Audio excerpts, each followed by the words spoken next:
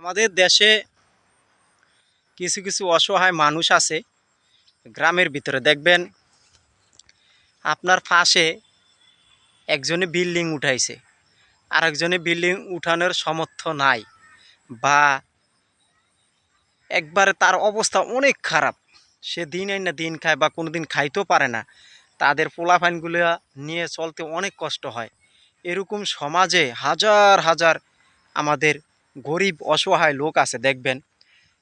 দেখবেন তাদেরকে যদি ৫টা টাকা বা ১০টা টাকা বা ৫০টা টাকা দেন, তারা কি খুশি ভাই। মাঝে মাঝে ইউটিউব ফেসবুকে দেখি ভাই, যারা মানবতা ফেরিওয়ালা ভাই, এরা মানুষকে দান করে।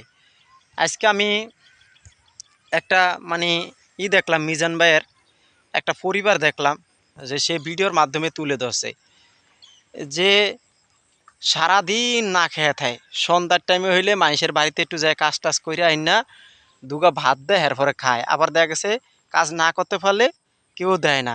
অথচ পাশে বিল্ডিং করে রাখছে, তারা কোনো খোঁজ খবর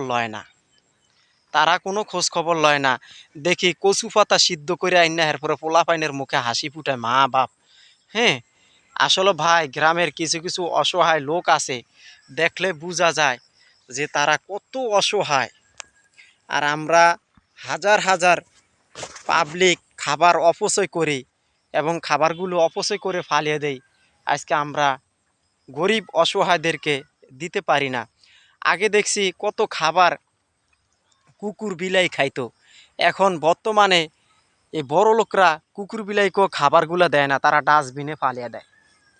তাদের যে খাবারগুলো বেঁচে যায়, ওই খাবারগুলো তারা কুকুর বিলাইকে খাইতে দেয় না, তারা ওই খাবারগুলো ফালিয়ে দেয়।